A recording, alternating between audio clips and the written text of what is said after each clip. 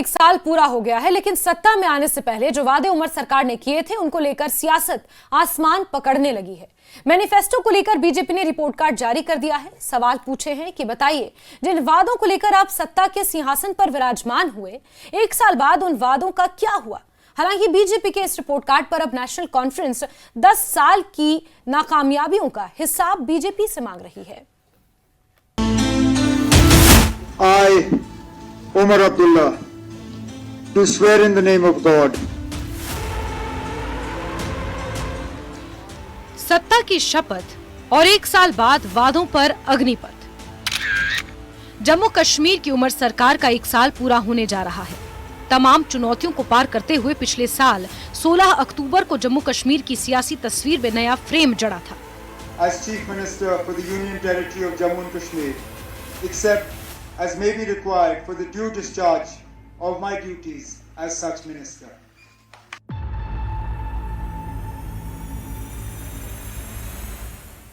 उमर अब्दुल्ला की national conference और Congress party सत्ता में काबिज हुए। सत्ता को हासिल करने के लिए नेशनल कॉन्फ्रेंस ने जनता से कई लोक लुभावन वादे किए थे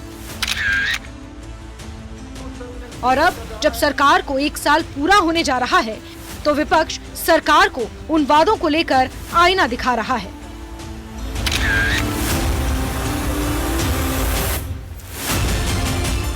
ये तस्वीर बीजेपी ने सोशल मीडिया पर पोस्ट की है, जिसमें बीजेपी उमर सरकार की नाकामयाबियों का रिपोर्ट कार्ड इसे बता रही है। बीजेपी ने लिखा है, 12 फ्री गैस सिलेंडर का वादा पूरा नहीं हुआ। युवाओं को 1 लाख नौकरी का वादा अधूरा है। 200 यूनिट की फ्री बिजली का वादा पूरा नहीं हुआ। कॉन्ट्रैक्ट कर्मचारियों को पक्की नौकरी, महिलाओं को 5,000 रुपए का वादा भी खोखला साबित हुआ। 365 दिन पूरे होने वाले हैं। एक भी वादा जो आपने किया था वो पूरा नहीं हुआ। एक भी जनता के साथ किया हुआ आपके मैनिफेस्टो का एक भी वादा पूरा नहीं हुआ है।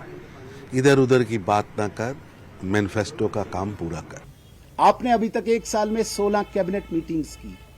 16 कैबिनेट मीटिंग्स में आपने 97 ऐसे डिसीजंस हैं जो एलजी महोदय ने अप्रूव कर दिए। लोगों को गुमराह कर रहे हो, हमारी फाइल नहीं निकल रही है।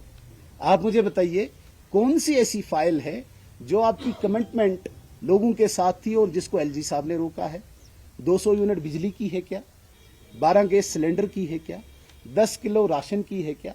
1 लाख नौकरियों की है क्या? आप मुझे बताइए। अगर आपकी फाइल कहीं पे रुकी हुई है तो हम वादा करते हैं इस प्रेस कॉन्फ्रेंस के माध्यम से हम करवाएंगे, हम लड़ेंगे एलजी साहब से कि ये करके दीजिए। बीजेपी ने जैसे सवालों की तोप उमर सरकार की तरफ घुमाई तो सियासी रण में उमर सरकार में मंत्री सकीना इत्तू भी मैदान में उतर आई।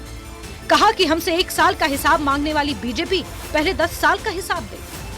वो अपने दौर में, जब यहाँ उनका दौर चल रहा था 10 वर्षों में, वो उसका जवाब दे दे। हमसे 1 साल का जवाब क्या मांग रहे हैं वो? पहले तो मैं उनको 10 साल का जवाब मांगती हूँ कि 10 साल में उन्होंने क्या किया है। 10 साल में हमारा सब कुछ खत्म किया है, हमारी आइडेंटिटी खत्म की है, हमारी शिनाख्त खत्म की है। हमारा जम्मू कश्मीर जो एक बहुत पुरानी रियासत थी उसको तोड़ फोड़ किया गया है। उमर सरकार ने जब से सत्ता संभाली है तब से जनता हर रोज ऐसी ही सियासी तीरों, चुभन और तोपों की गूंज सुन रही है। लेकिन जो वादे किए गए उनके भी पूरे होने का शिद्दत से जनता इंतजार कर रही है। जम्मू से समीर भट्ट के साथ ब्यूरो रिपोर्ट, न्यूज़ 18। और बीजेपी के राष्ट्रीय महासचिव और जम्मू कश्मीर प्रभारी तरुण चुघ ने न्यूज़ 18 से बात करते हुए कहा कि जम्मू कश्मीर की उमर अब्दुल्ला सरकार पर सवाल उठाते हुए निशाना साधा। उन्होंने कहा कि उमर सरकार हर मोर्चे पर नाकाम रही है। चुघ ने नेशनल कॉन्फ्रेंस का मैनिफेस्टो दिखाते हुए कहा कि रोजगार को लेकर कानून लाने का वादा किया था लेकिन पूरा नहीं किया। इसी तरीके से मुफ्त बिजली पानी देने का वादा किया गया था लेकिन वो भी पूरा नहीं किया। विकास कार्यों के मोर्चे पर भी सरकार विफल रही है। जम्मू कश्मीर में नेशनल कॉन्फ्रेंस यानी कि उमर अब्दुल्ला की सरकार को 1 साल पूरा हो रहा है और सरकार पर तमाम तरह के इल्जामात लग रहे हैं कि सरकार अपने वादे पूरे नहीं कर सकी। मेरे साथ ज्यादा बातचीत के लिए हैं बीजेपी के महासचिव और जम्मू कश्मीर प्रभारी तरुण चुघ जी। 1 साल पूरा हो गया, उमर अब्दुल्ला लगातार कहते रहे हैं कि स्टेटहुड चाहिए, स्टेटहुड चाहिए।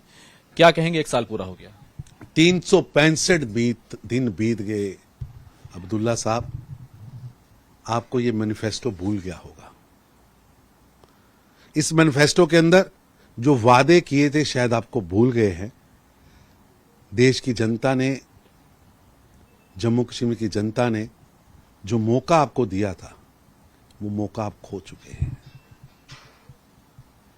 एक भी वादा इस मैनिफेस्टो का पूरा नहीं हुआ। आपने वादा किया था कि लाखों युवाओं को रोजगार दूंगा और 3 महीने में यूथ एम्प्लॉयमेंट एक्ट लाऊंगा। वो दावा ही रह गया। बेरोजगार युवा लाइन में खड़े हैं और उमर अब्दुल्ला जी टूरिज्म पर छुट्टियां बिता रहे हैं। मुफ्त बिजली पानी का वादा करके जनता को गुमराह किया, वोट लिया, लेकिन आज तक गरीब परिवारों को एक भी राहत नहीं मिली। लोग आज भी महंगी बिजली की लगातार हो रही कटौती से दुखी हैं। चिल्ले कला आने को है, अभी तक कोई तैयारी नहीं हुई है। प्रशासनिक ढांचा मजबूत करने की बात थी, एक भी काम उमर अब्दुल्ला साहब आपकी सरकार ने नहीं किया है। विकास का हो, राहत का हो, जनता को देने वाली स्कीम्स की बात हो, पूरा 1 साल इस मैनिफेस्टो में से एक शब्द भी उमर अब्दुल्ला की सरकार पूरा नहीं कर पाई। हर फ्रंट पर फेल है। केवल कोसना, इसके अलावा कुछ नहीं करना, ये नेशनल कॉन्फ्रेंस की आदत बन चुकी है। नेशनल कॉन्फ्रेंस से मैं निवेदन करूंगा उमर अब्दुल्ला और उनकी टीम से, आपके पास मंत्रिमंडल है, आपके पास हाउस है। जम्मू कश्मीर की जनता ने, चाहे कश्मीर की जनता ने, जम्मू कश्मीर की जनता ने आपको मौका दिया है, उस मौके का प्रयोग करिए। लेकिन सर, अगर देखें तो पिछला 1 साल काफी अलग तरीके से गुजरा है। हालात उतने बेहतर नहीं रहे हैं। जिस तरीके से पहलगाम हो गया, फिर तमाम आती रही। उसके बाद उमर अब्दुल्ला ने अभी कल मीटिंग की है और उसमें जो है एमएलएस का फंड है उसको बढ़ाया है। ऐसा है कि विकास के लिए क्या किया है, कितनी तहसीलों में गए हैं, कितने जिलों में गए हैं, कितने घर बना के दिए हैं, कितने लोगों को रोजगार दिया है। फार्मर्स के साथ किया वादा एक नहीं पूरा हुआ, युवाओं के साथ, महिलाओं के साथ कोई वादा इस मैनिफेस्टो में से पूरा नहीं हुआ। और 365 दिन बीत गए, आपकी कार्यकाल का 20% बीत गया और 20 शब्द भी आप अपने मैनिफेस्टो के पूरा नहीं कर पाए। बहुत बहुत शुक्रिया बात करने के लिए। कैमरामैन प्रहलाद के साथ खुर्रम शहजाद, न्यूज़ 18 दिल्ली। वहीं बीजेपी के साथ साथ कांग्रेस ने भी उमर सरकार पर निशाना साधा है। कांग्रेस नेता रविंद्र शर्मा ने उमर सरकार के 1 साल पूरा होने पर उन्हें जमकर घेरा। रविंद्र शर्मा ने कहा कि सरकार अपना प्रमुख वादा, स्टेटहुड की बहाली का वादा, पूरा नहीं करवा पाई। देखिए, 1 साल तो हो गया चुनी हुई सरकार को, लोगों को थोड़ा राहत तो हुई कि चुनी हुई सरकार है, लेकिन लोगों को निराशा भी हुई कि चुनी हुई सरकार के वो रोल नहीं है, वो इख्तियारात नहीं हैं। और लोगों के साथ जो वादा किया गया था कि राज्य का दर्जा बहाल हो जाएगा चुनाव के बाद, 1 साल के बाद भी वो उस पर कोई बात नहीं चल रही है। कांग्रेस ने उसमें जद्दोजहद की है, स्ट्रगल की है, इसलिए हम सरकार से बाहर रहे। और हमारा कोई मंत्री होते तो हम धरने पे भी होते। फ्लड आ गया तो हमने सस्पेंड किया, हम उसको रिवाइव करेंगे। लोगों में निराशा है सेंट्रल गवर्नमेंट के प्रति, पैसा नहीं है। बहुत से ऐसे लोग हैं, अनएम्प्लॉयमेंट 45 साल का रिकॉर्ड है और उसमें ज़्यादा पेशरफ्त नहीं हुई। 1 लाख नौकरियों का वादा किया था उमर साहब नेशनल कॉन्फ्रेंस में।